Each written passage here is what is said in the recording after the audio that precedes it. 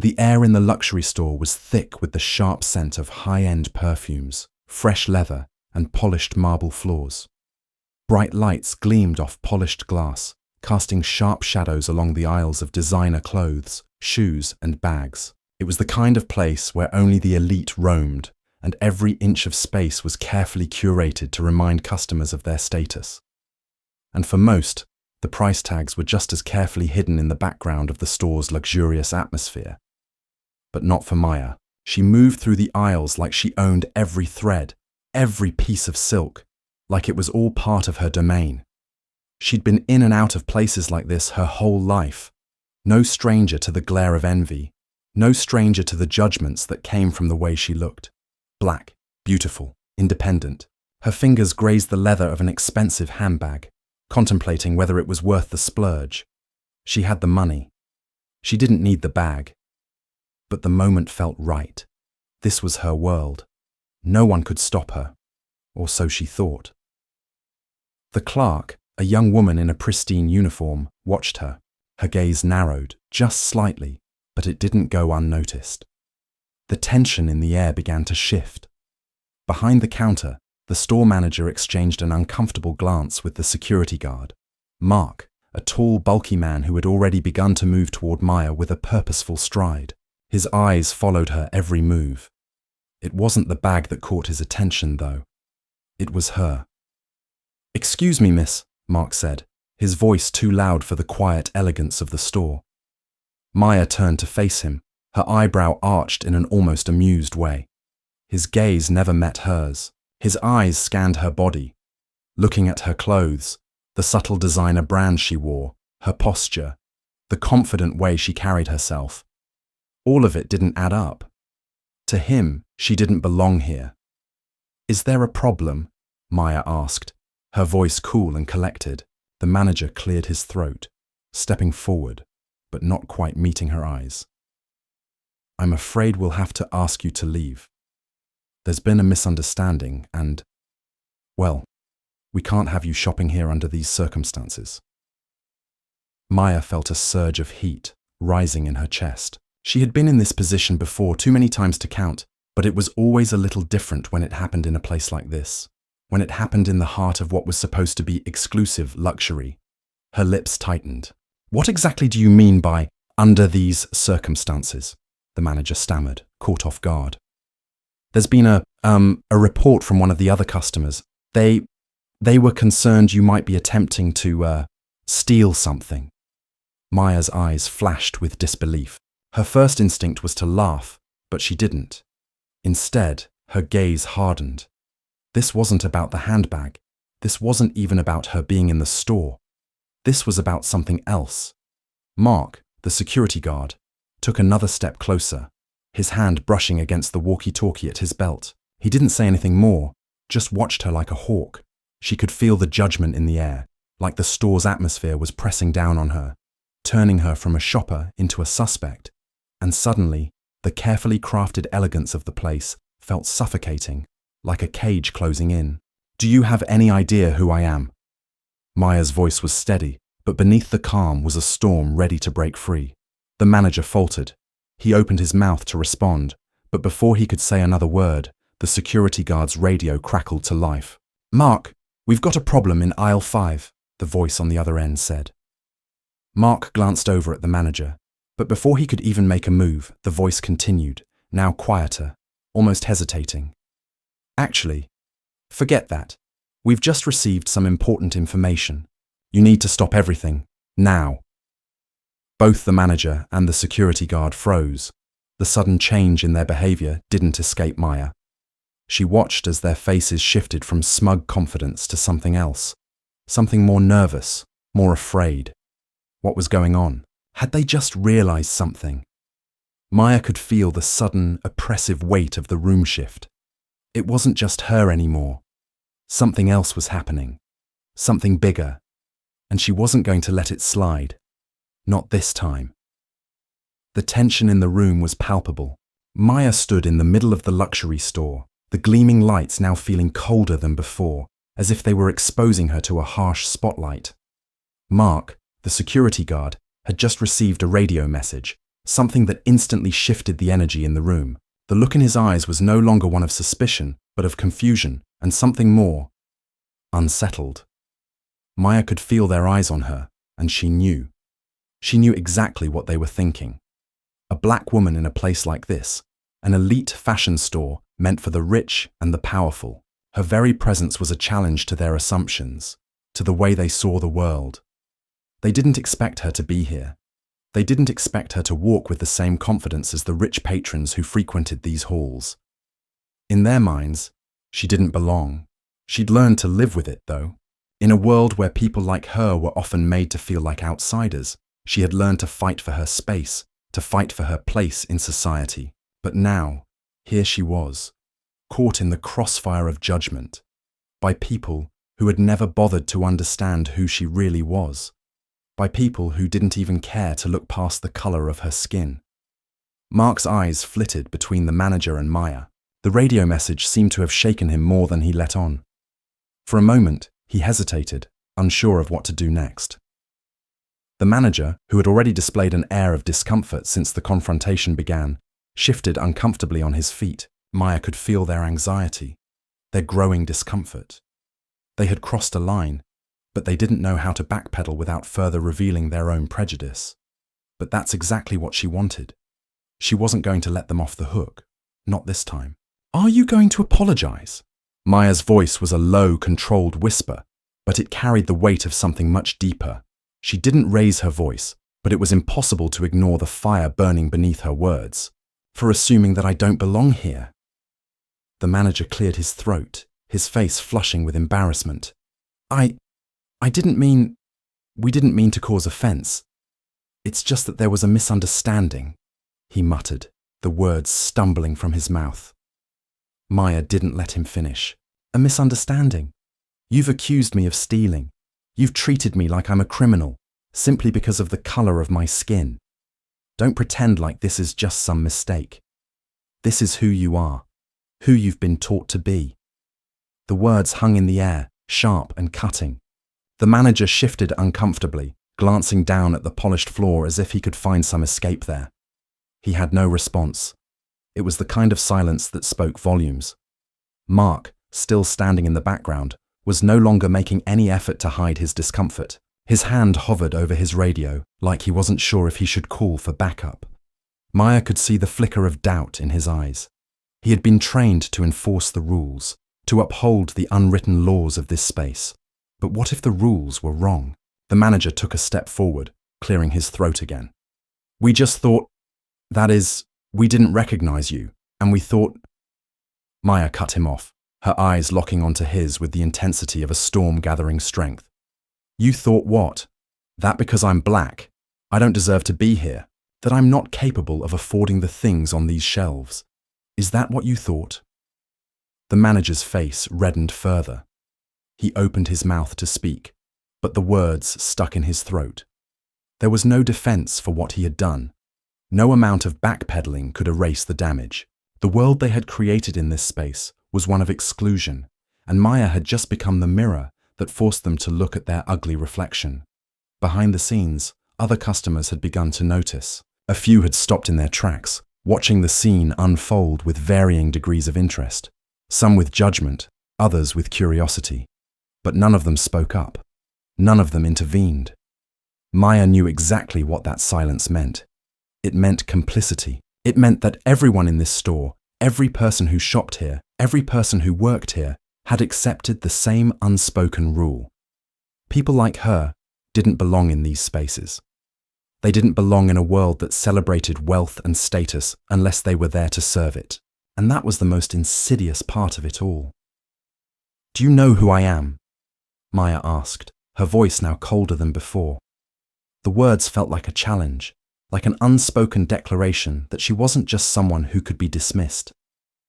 "Do you even care who I am? Or is it enough for you to assume that I'm a threat simply because of the color of my skin?" The manager finally found his voice, but it trembled with uncertainty. I'm sorry. I don't know who you are, but I'm sure this is just a misunderstanding. You should go ahead with your purchase if there's anything else I can do to make this right."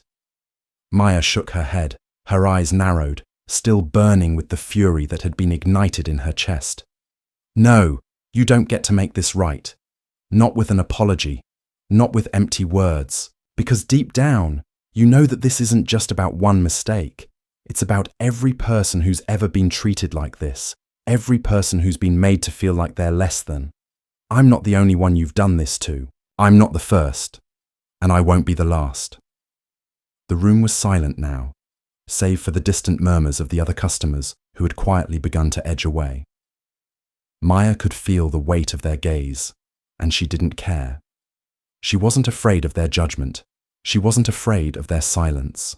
But as she turned to leave, a voice suddenly pierced through the stillness. "Wait!" It was Mark, the security guard. Maya paused, her back still turned to him. She didn't want to turn around. She didn't want to hear anything else from him, but something in his voice made her pause, made her hesitate. "Who are you?" he asked, his voice much quieter than before, a strange note of respect mingling with the confusion. Maya turned to face him, her expression unreadable. For the first time, she saw him not as a threat, but as a person, someone who was just as caught in the web of societal expectations as everyone else, someone who had likely been conditioned to think of people like her as less than, as outsiders. But now, he was asking. He wanted to know who she really was. And Maya, for the first time in her life, felt an unexpected flicker of something other than rage. It was a brief, fleeting moment, an acknowledgement of the humanity she shared with him, with everyone in this store, in this world. But it didn't last long. She had a point to make, and she wasn't going to let it slip away. "My name is Maya," she said quietly, but firmly. "And I am the reason your paycheck exists." The words landed like a thunderclap. The silence that followed was deafening. Mark's face drained of color, and the manager froze. They had no idea. They had no idea who they were really dealing with. Maya's phone buzzed in her pocket, but she didn't reach for it. She didn't need to look at it. She didn't need to look at anything else in this place. It was all clear now. This wasn't just about a mistaken assumption. It was about a system that allowed people to be treated as invisible, as less than. And she wasn't going to stand for it anymore. As she walked out of the store, the stares and whispers followed her. But she walked with her head held high. She wasn't just a customer. She wasn't just some token, some stereotype. She was more than that. And she would make them remember her name. The glass doors of the store slid shut behind Maya with a soft whoosh, a final, definitive sound that echoed in her mind like a prison door slamming shut. The cold air outside bit at her skin, but she barely felt it. Her body was still charged, the adrenaline coursing through her veins as she fought to steady her breath. She had made it out, but there was no satisfaction in it, no relief, only the heavy weight of an unspoken truth she had been fighting her entire life. People like her were never welcome in places like that. Not truly, not the way they were meant to be. She had proven something, but what? That she could hold her ground? That her presence was enough to rattle them? Or was it just another reminder of how deep the divide ran? A reminder that some doors, no matter how much money or power you had, were never truly open for people like her. Maya didn't know what stung more, the injustice or the fact that the world was still so blind to it. She pulled her coat tighter around her, the fabric billowing around her like a shield. She didn't know where she was going. She didn't know what the next step would be. The only thing that was certain was that she had to keep moving. "Want to?" Her phone buzzed in her pocket. Maya hesitated for a moment before pulling it out. She didn't recognize the number. She had a sinking feeling in her stomach, but curiosity won out. She tapped the screen and held the phone to her ear. "Hello?" Her voice was steady, though her mind was racing. "Maya, it's Ian." Ian.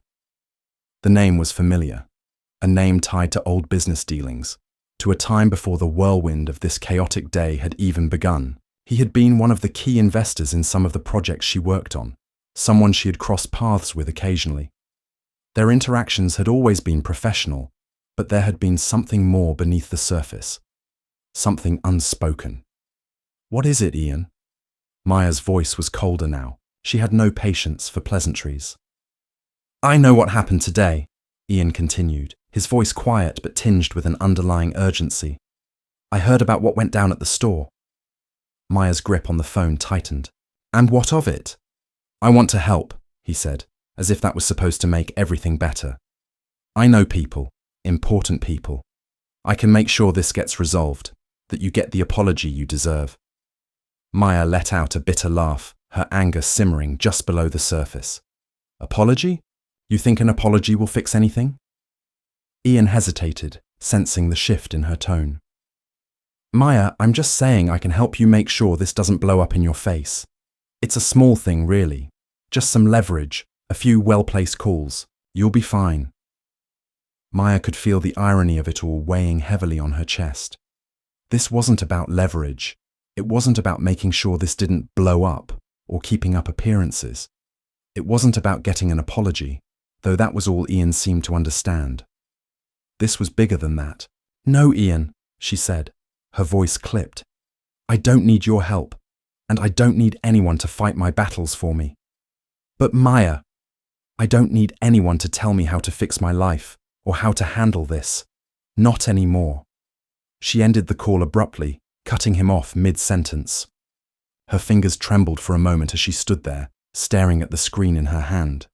The world seemed to narrow to that one small space, that flashing message telling her that people, well-meaning people, still didn't understand. They didn't see the battle. They saw the surface. They didn't understand the years of fighting to prove she was worthy of just the smallest bit of respect.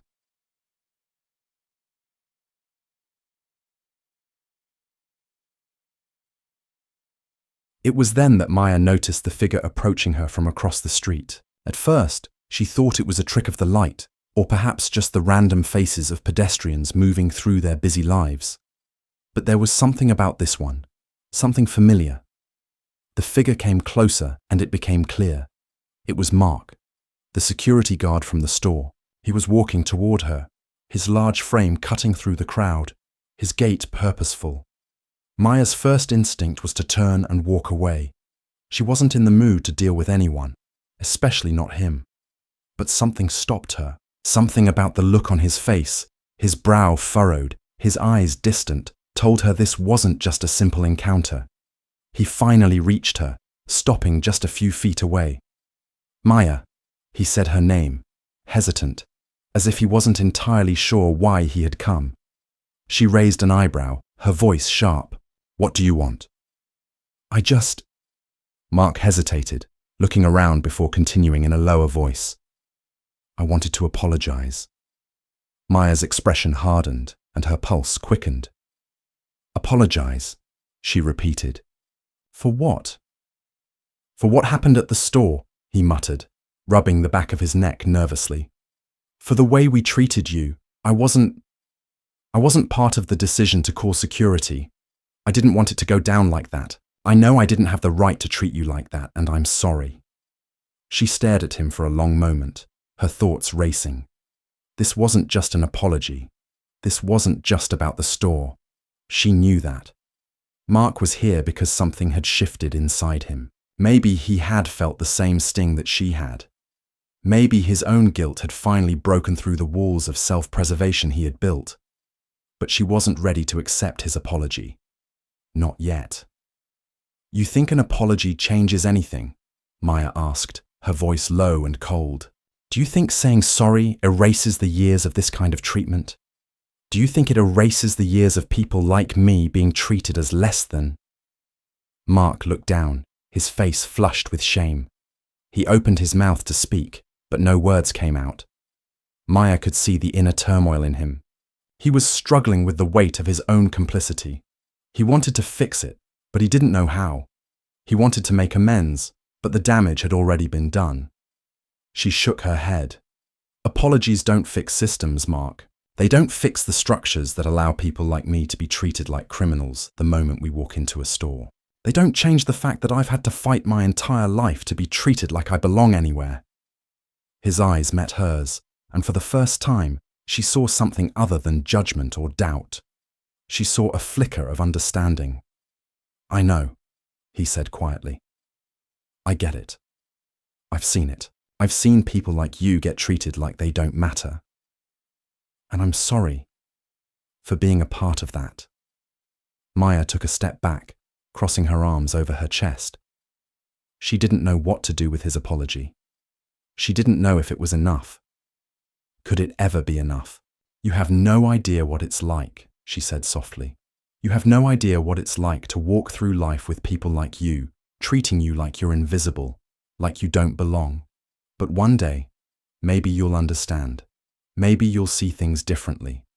Maybe then you'll realize what an apology really means." Mark opened his mouth to speak again, but Maya turned away, not wanting to hear any more. She couldn't let herself be softened by his words. Not today. Not when the world had made her so damn hard. She walked off, leaving Mark standing there, still and silent in the cold. Maya's path was uncertain. The day had started with a simple trip to the store, and now it had become something far more complicated. But she wasn't backing down. The fight was far from over. It had only just begun, and no apology could change that. Let's take a brief pause here. We'd love to hear from you. Where are you listening to our stories from? Have you experienced something similar in your life? Please share your thoughts in the comments below. And if you're enjoying the journey, don't forget to subscribe to stay updated with our latest chapters. Now, let's continue. Maya stood at the intersection, her coat wrapped tightly around her, trying to ignore the gnawing feeling in the pit of her stomach. She had walked away from Mark, from the store, but the words from their encounter lingered in her mind. She didn't know what to make of it yet. His apology felt hollow, like the desperate attempt of someone who was only starting to realize just how deeply embedded the problem was. She wasn't angry anymore, at least not in the way she had been before. The anger had transformed into something sharper, something colder. But as much as she wanted to push it all aside, to let the streetlights and the noise of the city drown out the weight of the day, she couldn't. The reality was inescapable. The things she had witnessed, the looks she had endured, the silence of those who had seen it happen, they were all too real. And she couldn't forget. Maya's phone buzzed again, interrupting the thoughts swirling in her head. She glanced at the screen. It was Ian. She didn't feel like talking to him, but something about his persistence made her answer. "What is it?" Her tone was curt, though she could hear the exhaustion in her voice. "I've been thinking about what happened," Ian began, his voice tentative. "I've been talking to a few people, and there might be something we can do to make sure this doesn't get swept under the rug. We can put pressure on the store, maybe even get the media involved. This could turn into something big." Maya stopped in her tracks, her hand gripping the phone tightly. "Is that what you think I need right now? A media circus?" "Look," Ian continued, his voice now more insistent. "I'm not saying you should just let it go. What happened to you was wrong, but we can turn this into something that gets results. We can make sure people listen." She felt the weight of his words, but the more she thought about it, the more she realized this wasn't about the media, wasn't about exposing the truth for public spectacle. This was something much deeper, something personal. This wasn't a fight she could win by asking for favors or leveraging influence. She had seen that route too many times before, and it always felt hollow in the end. "I'm not interested in a spectacle," she said, her voice steady but resolute. "This isn't something to be fought in the courts of public opinion. It's not a case for likes and shares. This is real life, Ian. It's personal." "I get it, Maya," Ian said quietly. "But we can't let this go unnoticed. You can't let it go unnoticed." "Goodbye, Ian," she replied, hanging up the phone. She stood in the middle of the street, her fingers still gripping the device, but her mind had already shifted. She didn't need Ian's help. She didn't need anyone to tell her how to fight back. What she needed was something more. A plan. That evening, Maya sat in her small apartment, a modest space filled with the hum of city life outside her window. Her fingers danced across her laptop's keyboard, typing quickly but carefully as she gathered her thoughts. The events of the day, Mark's apology, the encounter in the store, were weighing heavily on her. But they also pushed her to do something she hadn't considered before. She was tired of waiting for people to change, tired of waiting for someone else to speak up for her. She had built a career from nothing, clawing her way to the top in an industry that had always made her feel like an outsider. Every step she had taken had been hard-won, each promotion or opportunity earned through sheer force of will. But this was different. This wasn't just about breaking through professional barriers. This was about something much more personal. This was about her right to exist in the spaces that others took for granted. As the cursor blinked on the screen, Maya drafted an open letter. It wasn't to the store. It wasn't to Ian or anyone else who might try to fix the situation. No, this letter was to the people, to the public. She wasn't going to ask for forgiveness. She wasn't going to ask for anyone's help. What she was doing was putting the truth out there for everyone to see. No more hiding, no more pretending. When she finished, she read through the letter one last time. The words were sharp, direct, and unapologetic. She had made her decision. This wasn't about letting the past go. It was about taking control of the narrative and ensuring that the world knew what had happened. She had never been one to shrink from difficult truths. This, perhaps, was her greatest truth. With a sigh, she hit send. The next morning, the email hit her inbox, notifying her that the letter had been published. It was a simple notification, but it felt like a thunderclap in the quiet of her apartment. She clicked the link, watching as her words appeared on the screen for the world to see. She could see the flood of comments starting to pour in, the views climbing. Some were supportive, others were filled with criticism, but she had expected that. What mattered wasn't the reaction. It was the fact that she had said what needed to be said. It was out there. As the day wore on, Maya started to receive messages from people she hadn't expected to hear from. Some were her colleagues, people she had known for years. Others were strangers, people who had been touched by her words in ways she hadn't anticipated. The comments were overwhelmingly supportive, but there were still the trolls, the people who could not accept the truth, the ones who wanted to silence voices like hers. But Maya wasn't interested in them. She had moved past them. She had made her stand. It was late in the afternoon when Maya got a call. She didn't recognize the number, but something about the tone of the voice on the other end made her pause. "Maya, it's Diane from the corporate office." Maya's pulse quickened.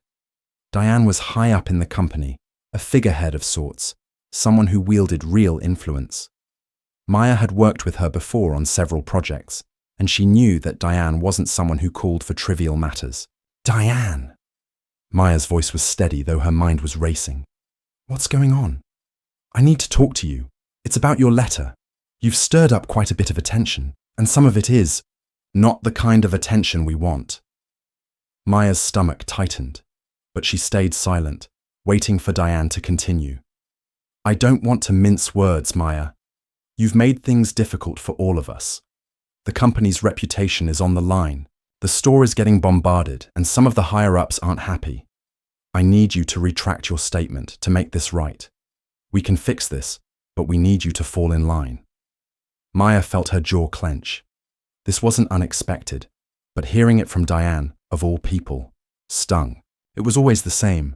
When people spoke out, when they tried to bring the truth into the light, they were asked to back down, to apologize, to put their heads down and stop making waves.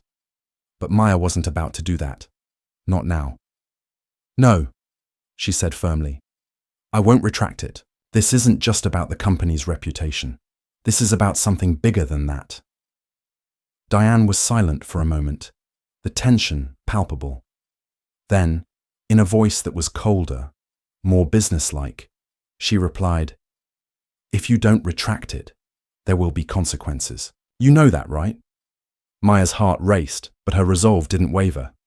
"I know, but I'm not afraid of consequences anymore." The line went dead. Maya sat there in her apartment staring at the screen. Her phone buzzed with notifications again, but she didn't move to check them. Instead, she allowed herself a deep breath, letting the weight of what she had just done settle over her. This wasn't the end. It was just the beginning, and Maya was ready to see it through. This time, there was no turning back. The tension was rising, the storm was coming, but Maya was no longer afraid of the storm. She was going to stand her ground.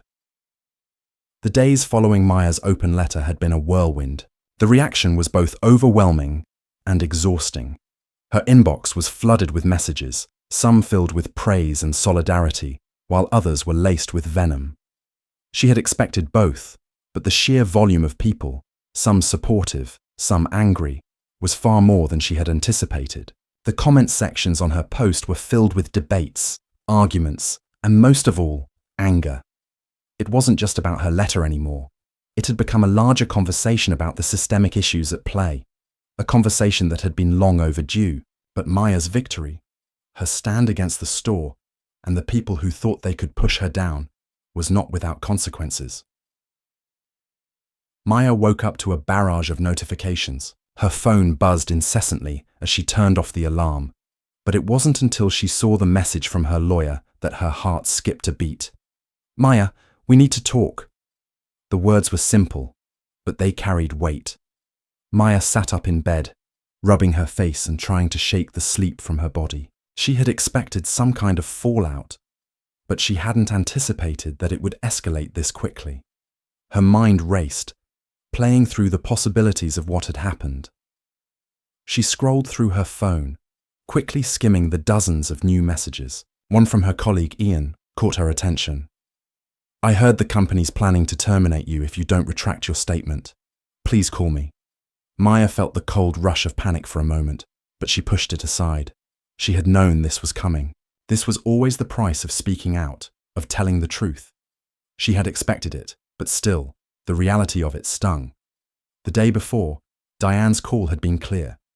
Retract the statement, apologize, or face the consequences. It wasn't about being right or wrong. It was about protecting the company's image, about keeping everything under control. People in power didn't like it when someone questioned their authority or rocked the boat. Maya knew what was at stake, but she was done bowing to the system. Her integrity, her dignity, were worth more than a paycheck. She replied to Ian's message. "I'm not retracting it. Let them do what they want. I'll figure it out." Maya's lawyer, Greg, called a few hours later. His tone was grave. "Maya, I'm not going to sugarcoat this. The company's already preparing to terminate your contract. It's not just about the letter anymore. They're calling it a breach of company ethics, and they're looking for a way to frame this as a liability issue. They want you gone, and they want it to be clean." Greg's words hit Maya like a ton of bricks. She had known this might happen, but hearing the harsh reality of it made it more real, more painful. "What do I do now?" "Your best bet is to prepare for a legal fight," Greg replied. "We'll argue wrongful termination, but if they want to make this ugly, it's going to be a long road." Maya leaned back in her chair, staring at the wall, her thoughts a jumble of frustration and anger. How had it come to this? All she had done was speak her truth, call out the toxic culture she had witnessed, and expose it for what it was. Why was that so difficult for them to accept? Greg continued. "Maya, you've made a lot of enemies with this. It's not just the company. It's the people who are threatened by you, the ones who want to silence voices like yours. You have to be ready for more than just a fight at work." She had already seen the backlash online, the messages calling her a troublemaker, a race baiter, a divisive force. The trolls, the people who couldn't stomach the truth, were all coming out of the woodwork. They were attacking her, not just for what she'd written, but for existing in spaces they didn't believe she belonged in. The next morning, Maya decided to take a walk. She needed to clear her head, to think, to breathe. She had spent too much time in her apartment, reading the messages, the threats, the condemnations. The city was bustling around her, people rushing to their destinations, lost in their own worlds. She tried to ignore the whispers, the stares, but they were there. Every corner she turned, she could feel it.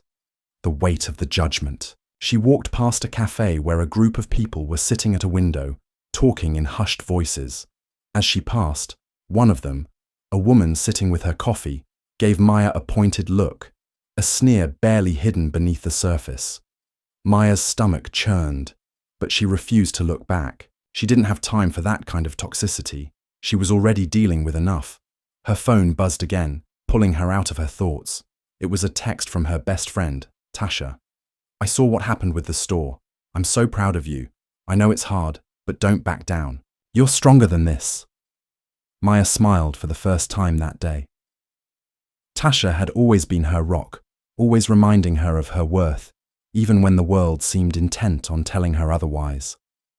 Maya typed back quickly. Thanks, but it's not over yet. The next few days were a blur of phone calls, legal meetings, and sleepless nights. The company's lawyers were relentless. They had thrown everything at her: legal jargon, false accusations, pressure to back down. But Maya was firm. She wasn't going to let them silence her. She was getting messages from former colleagues, people who had worked with her in the past, who were now reaching out to offer support. Some had even shared their own stories of racial discrimination they had faced at the company. The more she heard from them, the more she realized how deeply rooted the issues were. It wasn't just about one store, one incident. It was a systemic problem, one that stretched far beyond her situation. The corporate world was built on the backs of people like her, people who were made to feel small, to feel invisible. She wasn't the first, and she wouldn't be the last, but she was going to make sure she wasn't forgotten. But there was a part of her that was scared. Scared of the fight, scared of the people who would continue to attack her, the ones who couldn't stand the idea of a black woman standing up for herself in a world that had always tried to keep her in her place. One evening, as Maya sat at her kitchen table, preparing for another round of calls, her phone rang. She looked down at the screen. It was Diane, the woman from corporate who had asked her to retract her letter. The woman who had spoken to her like she was just another cog in the machine. Maya hesitated before answering. Diane, Maya said coldly, already knowing what the call was about. Maya, I'm not going to pretend like we're on the same page, Diane began. But I think you need to understand something. The company isn't going to back down. They've made their decision and they're going to terminate you. If you want to avoid a long, messy legal battle, I suggest you reconsider. Maya felt her heart race, but she forced herself to remain calm. You're telling me this because you want me to give up, to let them win. I'm telling you this because you have a choice, Diane replied, her voice more measured now. You can fight, and it will cost you everything, or you can walk away with your dignity intact. Maya shook her head, her jaw tightening. I'm not walking away, Diane. Not this time. The silence on the other end of the line was deafening. Finally, Diane spoke again. I hope you know what you're doing. Maya hung up without another word. The battle was far from over. Maya knew there were more difficult days ahead. The backlash was real. The pressure was mounting. But there was one thing that kept her going. The truth. She wasn't just fighting for herself anymore. She was fighting for every person who had been silenced, for every person who had been made to feel less than. She was fighting for the future, for a world where people didn't have to be afraid to speak their truth. Maya wasn't backing down. Not now, not ever. Maya stood in front of the full-length mirror in her apartment, her eyes fixed on her reflection. The woman staring back at her looked the same as always, but she could feel the weight of everything that had happened pressing down on her. The tension, the fear, the anger. It was all building up inside her, like a storm ready to break. Her face was set, determined, but deep inside, a quiet question echoed. How much longer can I do this? She ran a hand over her face, pushing back the fatigue that had begun to settle in her bones. It had been days since her confrontation with the company, days since the letter had been sent, and the fallout was only just beginning. The world seemed to be spinning faster than she could keep up with. Her phone buzzed, pulling her from her thoughts. It was a message from Tasha. Have you seen the news? The company's putting out a statement about you. They're framing it like you were causing a disruption at work. They're trying to make it look like you're the problem. Maya's heart sank. She already knew it was coming, the inevitable counterattack. When you dared to expose the cracks in the system, those in power fought back. They had to. It wasn't just about her. It was about protecting the fragile image they had built, the image that allowed them to operate unchecked, without facing the consequences of their actions. Maya quickly pulled up the news story Tasha had mentioned. The headline was exactly what she feared. Employees' personal grievances spark company. Uproar, a case of misunderstanding or a hostile attack. The article was a thinly veiled attempt to discredit her, painting her as an agitator, a troublemaker who had crossed the line. The company was portraying the situation as one of miscommunication, as if her experiences had somehow been fabricated or exaggerated. There was no mention of the real issue, the deeply entrenched racism and inequality that had been tolerated, even encouraged, in their system. It wasn't just the company's statement that hurt, it was the comments that followed. The anonymous online trolls who joined in, calling her names, whiner, race baiter, complainer. It was the same script, repackaged over and over again, and each time it stung. Her phone buzzed again. This time, it was a call from Greg, her lawyer. "Maya," he said, his voice low. "I've seen the news too. They're trying to discredit you in the worst way. We've got to prepare for what's coming." Maya felt a chill run down her spine. What are they going to do? What are they really after? "I've been talking to some people," Greg said, "and it's not just about your job anymore. They're trying to silence you, make an example out of you. They want to show that speaking out comes with consequences. They want to intimidate you." Maya's grip on the phone tightened. She had always known the risks, but hearing it from Greg made it feel more real. Silence her. It wasn't just about the store anymore. It was about sending a message. If they could break her, they could break anyone.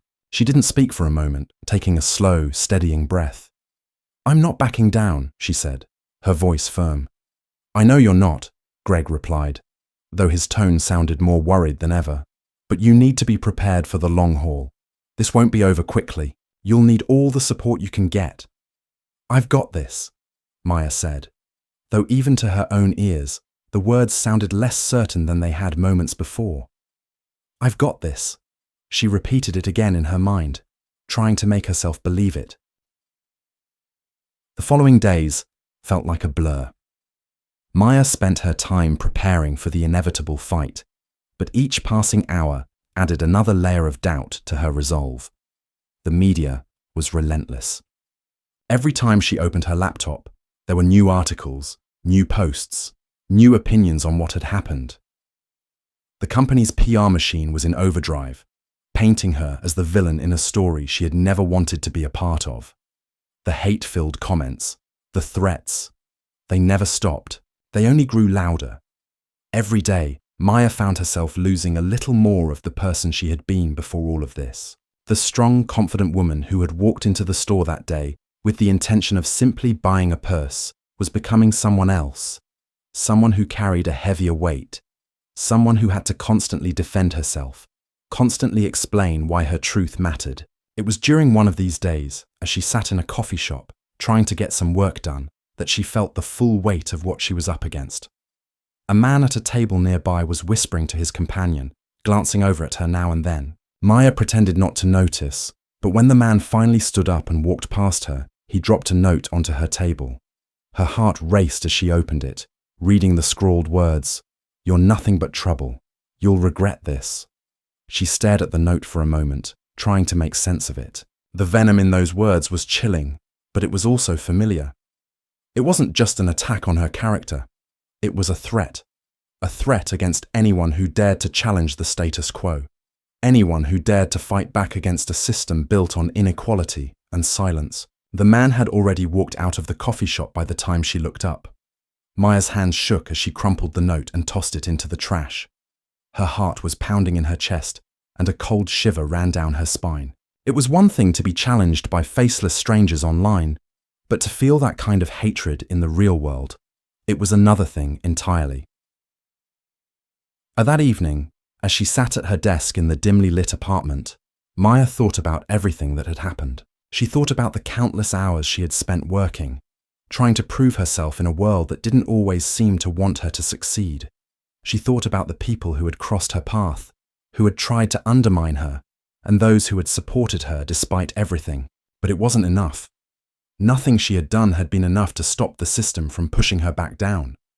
Nothing she did could change the way people like her were treated when they dared to ask for equality. And yet, the thought that kept her going, the one thing that made her feel like she could still fight, was the small group of voices that had stood by her.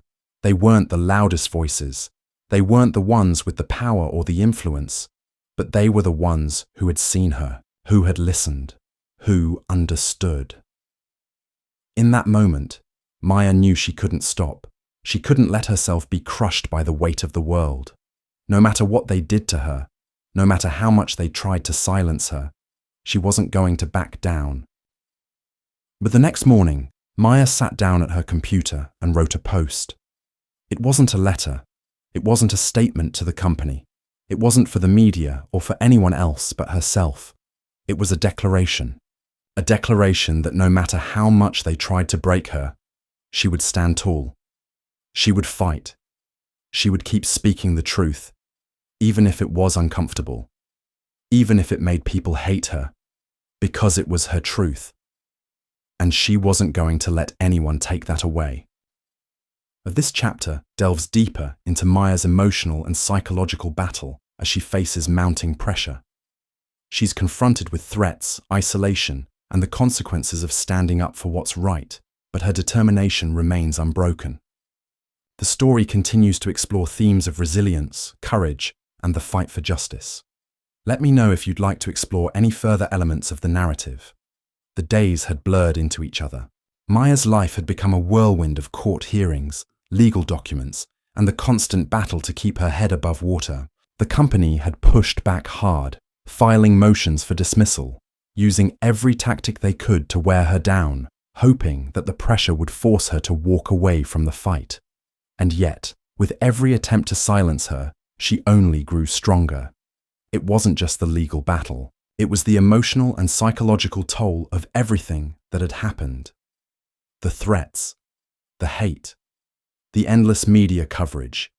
Each new comment or email felt like another punch to the gut. Sometimes, she felt like she was drowning in a sea of words, of opinions, all telling her that she didn't belong, that she didn't have the right to exist in spaces like the one she had fought so hard to be a part of. But in the quiet moments, when the noise of the world faded, Maya found herself asking the question that had been there since the very beginning. Is it worth it? She had already lost her job. The company had made it clear that they were not going to back down, and neither was she. But the personal cost, the emotional toll, it was something she hadn't prepared for.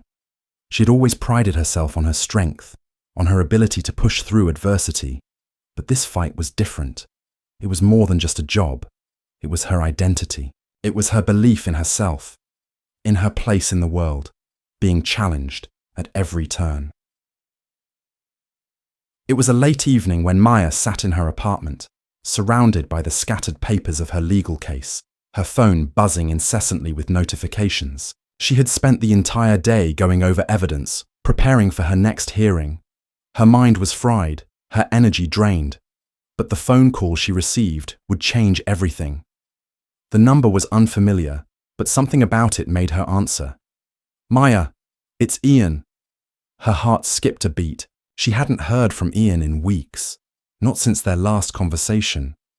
Their professional relationship had always been tense, but there had been moments of camaraderie. She wasn't sure what to expect, but she knew it wouldn't be anything good. "Ian," Maya said, her voice measured. "What's going on?" "I've been trying to get through to you," Ian said, his voice tinged with urgency. "Listen, the company is pulling out all the stops. It's getting uglier than we thought, but there's something else you need to know. It's bigger than just your case. They've been targeting you in ways that go beyond the usual corporate games." Maya felt a chill creep down her spine. "What do you mean?"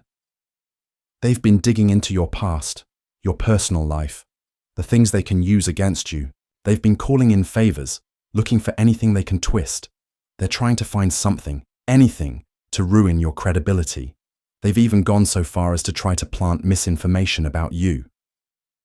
Maya sat back in her chair, stunned. She had known they would fight back, but this felt different. This wasn't just about the store or the letter anymore. This was personal. It was about breaking her completely. I knew it would be bad. But this is next level. I'm telling you this because you need to be ready for what's coming, Ian said, his voice now steady and serious. This fight isn't just about you anymore. It's about sending a message to anyone who dares to stand up. Maya's mind raced. The implications of what Ian had said were clear. They weren't just trying to discredit her in the media. They were trying to destroy her, to turn her into the villain in her own story. The tactics they were using were underhanded, ruthless. They didn't want to win. They wanted to break her. But Maya had already made up her mind. She wouldn't back down. She couldn't. I'm not going to let them win, she said quietly, the resolve hardening in her chest. Ian sighed, as if relieved. I knew you'd say that. But be careful. They'll do anything to make sure you don't get what you're fighting for. I've come too far to quit now. The following weeks were a blur of press conferences, legal motions, and the ever-growing list of attacks. The company's PR campaign went into overdrive, flooding the media with false narratives about Maya's intentions, about how her actions were causing irreparable harm to the brand. They painted her as a disgruntled former employee, someone who had been rejected by the company and was now trying to tear it down. But the public wasn't as easily swayed as they had hoped. The more they pushed their narrative, the more people began to see through it. Support for Maya grew, especially on social media, where people shared their own stories of racism and exclusion in the workplace. The hashtag #ChachWe'reMaya began trending, and Maya's fight became something much bigger than just a battle with one company. It became a symbol of resistance. And yet, the backlash intensified. Maya's inbox was flooded with hate mail. She had been called every name imaginable: troublemaker, race baiter, divisive force. But the one that stood out was the one that made her stomach turn every time she read it. You're lucky we haven't come for you yet. The anonymous threats, the taunts, they were all designed to intimidate her, to make her feel small. But Maya refused to let them win. Each new threat, each new attempt to tear her down, only fueled her fire. It was one particularly quiet afternoon when Maya received another call. This time, it was from the one person she hadn't expected to hear from, Mark, the security guard from the store. Her first instinct was to hang up. She hadn't spoken to him since the incident, and the thought of hearing his voice again made her uneasy. But there was something in his tone, something that made her pause. Maya, Mark said, his voice hesitant. I know this might be hard to believe, but I'm sorry. I should have never treated you the way I did. I was just doing my job, but I see now how wrong I was. Maya was silent for a moment, taken aback. What are you saying? I was part of the system that tried to break you. I didn't know it at the time, but I see it now. I know I can't fix what happened, but I just wanted to say, I'm sorry. I should have stood up for you when I had the chance. Maya didn't know how to respond. She had never expected an apology from him, certainly not one that was so sincere. But it wasn't enough. It wasn't enough to undo the damage that had been done. I don't need your apology, Maya said finally, her voice steady but firm. What I need is for people like you to stop pretending that this system doesn't exist. What I need is for people to stand up, not just when it's convenient, but when it's hard. Mark was silent on the other end of the line, and Maya could hear the weight of her words hanging in the air. I'm sorry, he whispered again, and she could hear the sincerity in his voice. I really am. Maya sighed. I know you are, but this isn't about you. It's about all of us, and until we all start doing better, things will never change. The conversation ended there, and as Maya sat back in her chair, she couldn't help but feel a small sense of relief. It wasn't much, but it was a start. She wasn't fighting this battle alone, even if it felt that way sometimes. There were people out there. People who were waking up, who were starting to understand. And maybe that was enough for now. Maya's journey was far from over, but each day she grew stronger. She had chosen her path, and though it was a difficult and painful one, it was also the only one she could walk with her head held high. She would continue to fight. She would continue to speak the truth no matter the cost, because in the end, the truth was all she had. The city streets stretched before Maya like a labyrinth, each turn leading to more uncertainty. Despite the bustling noise of the world around her, it felt as though she was walking in a vacuum, each step weighed down by the enormity of everything that had happened. It had been weeks since the company's last public statement, weeks since the last wave of threats and media scrutiny, but it still felt like she was trapped in a storm. She had kept moving, kept fighting, but it had all taken a toll. Her body ached from sleepless nights, her mind tired from the constant vigilance. The legal battles were draining her, both financially and emotionally. And though her online supporters continued to grow, the backlash had never stopped. The hate had only intensified. But through it all, Maya had kept her focus.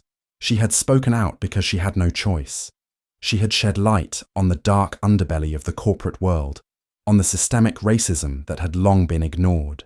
She couldn't and wouldn't let them erase her truth. But each day that passed made it harder to remember why she had started this fight in the first place. It was one cold morning, just as the sun began to break through the skyline, that Maya received a message that would change everything. She had been sitting at her kitchen table, preparing for another round of meetings and calls, when her phone buzzed. The message was from someone she hadn't spoken to in months, Diane, from corporate. At first, Maya hesitated.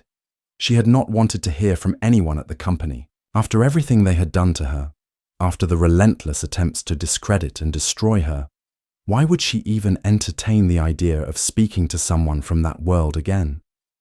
But curiosity got the better of her. She opened the message. Maya, I know things have been difficult, and I'm sorry for the part I played in it, but I think we need to talk. There's something happening behind the scenes that you should know about. Please call me. Maya stared at the message for a long moment. Diane had been a high-ranking figure in the company, someone who had held power over many decisions that affected Maya's future. Yet, the tone of the message was different from anything Maya had received before. There was a sense of urgency in the words, something she couldn't ignore. Against her better judgment, Maya dialed the number. When Diane picked up, her voice sounded strained, almost nervous. Maya, she said, I know this is probably the last thing you want to hear from me, but I'm asking you to listen. I've been trying to reach you for weeks. There's been a shift within the company, and it's bigger than just your case. People at the top are starting to realize that the way they've handled this, everything, is wrong. They're starting to understand how deep the issues really go. Maya's heart skipped a beat. What are you talking about? She asked, her voice laced with suspicion. There's a group of us, people who've been in the company for a long time, Diane continued, her tone growing more serious. People who are starting to see what's happening, who are starting to see the impact of the company's actions, not just on you, but on the entire structure. The racism, the toxic environment, it's all coming to light, and there's a chance we can do something about it. Maya felt a surge of disbelief. And why should I trust you? She asked, her words sharp. Why should I believe anything you say after everything that's happened? I get it, Diane said quickly. I don't expect you to trust me immediately, but things are changing, and you need to know that there are people inside the company who are on your side. People who have been fighting for change, quietly, for a long time. We've had enough. The silence that followed hung heavily between them. Maya had no idea what to think. It felt too good to be true. A part of her wanted to dismiss it, to hang up the phone and continue on with her fight alone. But another part of her, the part that had been pushing through the exhaustion and the fear, wondered if this could be the break she had been waiting for. Maybe this was the turning point. Why now? Maya asked, her voice quieter. Why are you reaching out to me now, after everything? Because, Diane said, her voice almost breaking, I'm done watching people like you, like us, be silenced. We can't fix everything, but we can start by doing the right thing. And we need your help. The company can't keep going like this. Maya stayed silent, the weight of the decision pressing down on her. Could she trust Diane? Could she believe that this wasn't another manipulation, another attempt to get her to back down? You don't have to decide now, Diane added, sensing Maya's hesitation. But I think it's time you knew what's really going on. Maya spent the rest of the day in a haze, her mind racing with thoughts of what Diane had said. She had known that the fight wasn't just about one company, one store, or one incident. It was about something much bigger. But to hear someone inside the system, someone who had been complicit in the very structures that had oppressed her, admit that things were changing, that there were people in power who were starting to recognize the truth, was both a relief and a challenge. Could it really be true? That night, Maya lay in bed staring at the ceiling. The walls felt closer, the air thicker. She had spent so many months fighting, constantly feeling like the walls were closing in on her, like the weight of the world was pressing down on her. And now, with this new development, she had to decide how to move forward. Her phone buzzed once more. It was from Tasha. I've been seeing all the posts. People are starting to listen, Maya. Keep going. This is bigger than you think. Don't stop now. Maya smiled faintly. Tasha had always been her anchor, the person who believed in her even when she couldn't believe in herself. But now, Maya knew she had to make the decision. She couldn't fight this battle alone anymore. And if there was a way to push for real change, if there were people who wanted to help, maybe it was time to join forces. The next day, Maya met with Diane in person. They chose a small, quiet cafe, away from prying eyes. As soon as Diane sat down across from her, the weight of the conversation was clear. There were no pleasantries, no small talk. This was a meeting about a fight, one that would determine the future of the company and of people like Maya, who had been pushed to the margins for too long. I've spoken to a few key people, Diane said quietly, leaning in. They're ready to stand with you, but we need to get the support of more people inside the company. We need to prove that this isn't just your fight. It's the fight of everyone who's been harmed by the company's toxic culture. Maya nodded, absorbing the information. The pieces were starting to fall into place. This wasn't just about her taking down the company. It was about dismantling a system that had been built on exclusion, on racism, on the exploitation of people who had been ignored for too long. Diane continued, We have a lot of work to do, but if we're going to change anything, we have to start here, inside the company. It's not going to be easy, and it's going to take time, but if you're in, we can make this happen. Maya took a deep breath. The decision was clear now. She had already given so much, and there was no turning back. But this fight wasn't just for her anymore. It was for everyone who had been silenced, for everyone who had been treated like they didn't matter. I'm in, she said, her voice steady, the determination flooding her veins once again. Let's do this. The next phase of the battle had begun. It wasn't just about exposing the company's wrongdoings. It wasn't just about revenge or vindication. It was about change, real change. And Maya, for the first time in a long time, felt the stirrings of hope. Because sometimes, the hardest fights are the ones worth fighting. The days following her decision to work alongside Diane felt like a strange balance between exhilaration and fear. Maya had chosen her path, but the reality of what she was about to do, what they were about to do together, was becoming clearer with each passing hour. She had spent so long fighting alone, so long feeling like an isolated figure in a world of systemic power. But now, the fight was becoming bigger. It wasn't just about her anymore. It was about everyone who had been hurt by the very system she had been trying to change. There was power in numbers. Maya knew that. But the power had to be wielded carefully, strategically. She had seen the consequences of people challenging the status quo. She had felt the sting of being labeled as a troublemaker, as someone who was too much. It was a familiar tactic used to silence people like her, people who were unwilling to simply accept what was handed to them. They were painted as divisive, as obstacles to the peace and order that those in power so desperately wanted to preserve. But peace in a system built on inequality was never real peace. It was a lie, a facade that covered up the deep-seated problems festering beneath the surface. Maya had seen it, lived it, and now she was going to do something about it. A few weeks had passed since Maya's meeting with Diane. The group within the company, the people Diane had spoken of, had slowly begun to rally behind Maya's cause.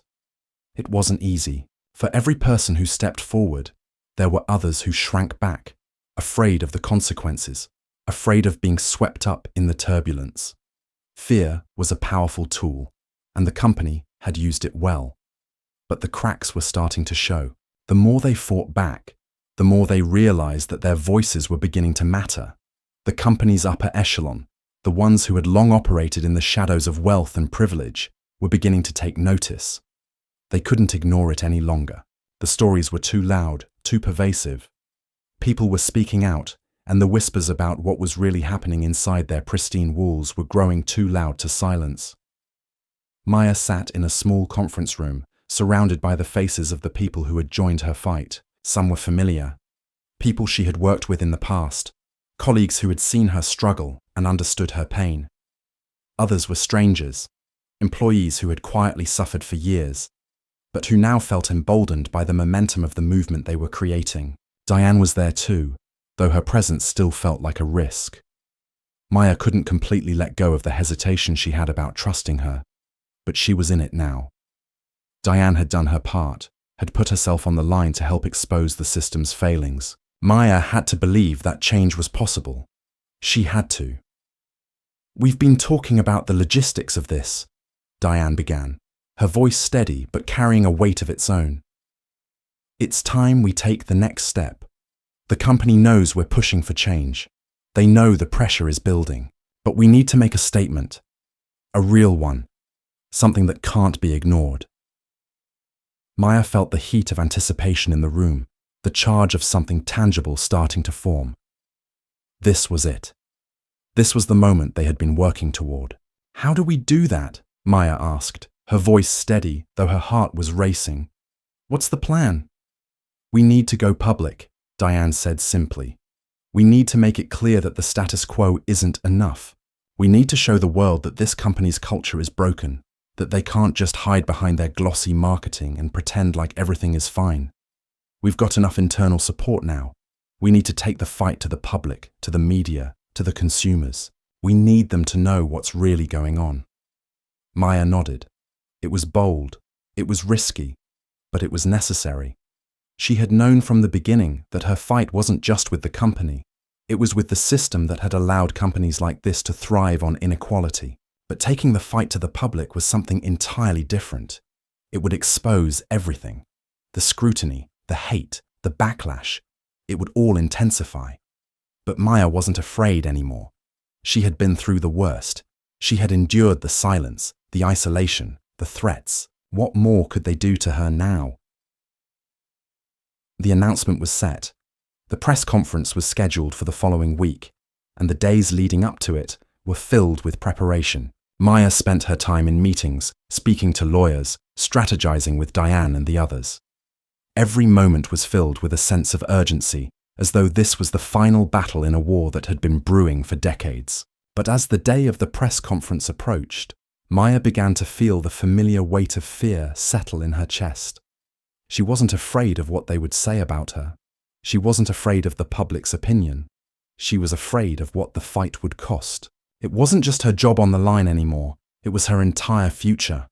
The company would go to great lengths to protect its interests. They had already shown what they were willing to do to break her, to destroy her reputation. And now she was stepping into the eye of the storm. The night before the press conference, Maya sat alone in her apartment, staring out the window at the city that never seemed to stop moving. The lights shimmered in the distance, but all she could feel was the weight of the decision that had brought her here. She had chosen this path, but was she ready for what came next? Could she bear the consequences of revealing the truth? Could she handle the hate that was about to come her way? The answer, she realized, was simple. She had already been through so much. She had been crushed, torn down, silenced, but she had always stood back up. And now, she was going to do it again. This fight wasn't just for her. It was for everyone who had been told to stay quiet, for everyone who had been silenced by fear. She wasn't just speaking for herself anymore. She was speaking for every person who had ever been treated like they didn't matter, for every person who had been forced to endure racism, inequality, and exploitation. And the next day, Maya stood at the front of the room, facing a sea of cameras and reporters. The weight of the moment was almost overwhelming, but she didn't falter. The reporters' questions came fast, sharp, but she answered them all with the calm of someone who knew the truth was on her side. "Maya, can you tell us why you've chosen to take this public?" one reporter asked. Maya took a deep breath, her voice steady. "Because the truth matters," she said, meeting each of their eyes. "Because we can't keep pretending that everything is fine when it's not. The systems that have been put in place are broken, and they've hurt too many people. I'm here to make sure that stops." Another reporter asked, "But isn't this just a personal vendetta, a desire for revenge against a company that didn't give you what you wanted?" Maya's gaze hardened. "This isn't about me. It never has been. This is about the people who have been silenced for too long, the people who have been ignored. And the company, this company, is built on a system that thrives on racism, exploitation, and the suffering of its employees. I'm here to make sure that stops." The questions continued, but Maya stood firm. She knew the road ahead was going to be long and difficult, but she also knew that the truth couldn't be ignored forever. As the press conference concluded and the reporters began to disperse, Maya felt a strange sense of peace. It wasn't over, not by a long shot, but she had taken the first step. She had exposed the truth. And no matter what happened next, she had done what she had set out to do. The battle was just beginning, but Maya knew that this time she wouldn't be fighting alone. The days after the press conference were a whirlwind of both support and backlash. The world seemed to be watching as Maya's story unfolded, a battle between truth and the forces that sought to suppress it. The company had been shaken to its core, its polished image beginning to crack under the weight of the accusations. But with that scrutiny came more than just public attention. There was a new kind of pressure, a pressure that tested Maya in ways she hadn't anticipated. In the weeks that followed, Maya found herself facing not only corporate retaliation, but also the toll it took on her personal life. The hate messages and anonymous threats intensified. Her phone rang with calls from blocked numbers, each one worse than the last. Her social media accounts were flooded with vile comments, many questioning her integrity, attacking her as a troublemaker, as someone who was making waves for the sake of her own ego. But it wasn't the online hatred that hurt the most. It was the silence from some of the people she had once trusted.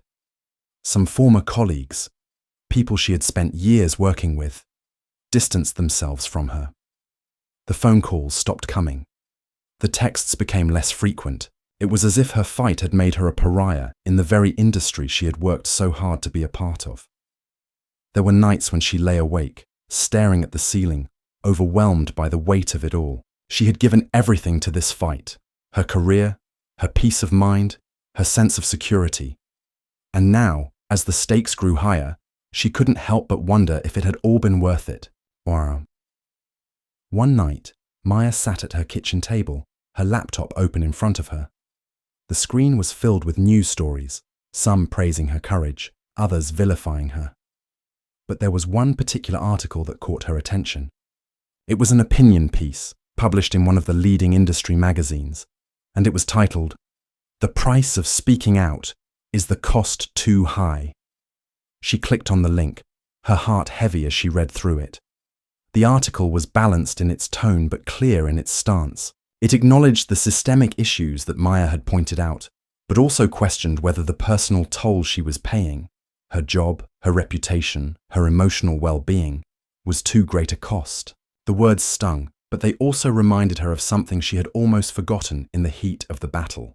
There was a price to speaking out. It wasn't just about the injustices she had experienced or the things she had witnessed. It was about the reality that those who spoke the truth often became the target of the very system they sought to change. The next day, Maya received an unexpected phone call. It was from the company's CEO. She had prepared herself for this moment, knowing that sooner or later, the head of the company would reach out to her directly. She wasn't sure what to expect. Would it be an offer to settle? Would they try to negotiate? Or was this just another attempt to intimidate her into silence? Maya, the CEO's voice was calm but firm. We've been monitoring the situation, and I wanted to personally reach out to you. We can't undo what's been done, but we believe it's time to have a conversation. There are things we can do to make this right. We're prepared to offer you a settlement. Maya felt a lump form in her throat, but she swallowed it down. A settlement? She asked, her voice steady. What kind of settlement? We're offering you financial compensation, a public apology, and a guarantee that the issues you've raised will be addressed within the company. We want to move forward, Maya. We don't want this to continue to spiral. For a moment, Maya was silent. The offer sounded tempting. A financial settlement, a public apology. It was more than she had ever expected to receive from a company that had once dismissed her concerns as inconsequential. It felt like a victory, a concession from the very people who had tried to break her. But something inside her told her that accepting it would be a compromise of everything she had stood for, everything she had fought for. No, Maya said finally, her voice firm. I'm not interested in a settlement. What you're offering isn't enough. I'm not here for an apology or a check. I'm here for real change, change that comes from within, change that's not just cosmetic. I won't accept anything less. The silence on the other end of the line was deafening. The CEO didn't know how to respond. Finally, after what felt like an eternity, the voice on the other end spoke, quieter now. I see. Well, we can't force you to accept our offer. But know that this fight will have consequences, Maya. It's not just about you anymore. It's about the company's survival. Maya closed her eyes, feeling the weight of those words sink in. The battle was far from over, and the consequences would be great, but she had made her decision. She wasn't backing down. She couldn't. Simul. The following weeks were a blur of legal motions, public statements, and private negotiations. The company continued its efforts to discredit Maya, but it was clear that their grip on the narrative was slipping. Public opinion was turning in her favor. More employees came forward, sharing their own stories of mistreatment and racial discrimination. The walls that had once seemed so impenetrable were beginning to crumble. Maya's fight had become more than just a personal struggle. It was now a movement for transparency, for accountability, for justice. The more she spoke, the more people listened. The more people listened, the more the company was forced to confront the reality of what it had built. But it wasn't just the company that had to change. Maya had changed too. She had found a new strength, one that came from within, one that was rooted not in anger or vengeance, but in the belief that change was possible, that she could be a part of something bigger than herself. Handsome. One afternoon, as Maya sat in her office, going over documents for an upcoming meeting, she received a call from Tasha. Her best friend's voice was bright, almost joyful. Maya, I just wanted to say, people are really starting to listen. It's happening. They're taking you seriously now. The company can't keep denying it. They can't ignore the truth anymore. Maya smiled, her heart swelling with a mixture of pride and relief. It's happening, she echoed. We're doing it, Tasha. And for the first time in months, Maya allowed herself to believe that the fight had been worth it. Months later, the company announced sweeping changes to its policies, changes that addressed the issues Maya had so publicly exposed. While the company never fully acknowledged the extent of their wrongdoing, the changes were significant. There were new diversity initiatives, improved workplace conditions, and a stronger commitment to combating racism within the organization. It wasn't perfect, and there was still work to be done, but it was a start. Maya stood outside the building where the company's headquarters once stood, a symbol of everything she had fought against, and looked up at the skyline. She knew there was more work to be done. The fight was never truly over, but she had made a difference. She had proven that one voice could change the world, her voice, and for that, Maya knew that the cost had been worth it. Thank you for reading this story. We'd love to hear your thoughts on it. What did you think? Have you ever experienced or witnessed racism in your own life? Your perspective matters to us, and we deeply value every comment we receive. We appreciate you being part of this journey with us. Don't forget to subscribe and like if you enjoyed the story. It helps us grow and continue sharing important narratives. Have a great day, and feel free to leave a comment with the phrase, "The fight for change is never easy, but it's worth it." So we know you're with us until the very end.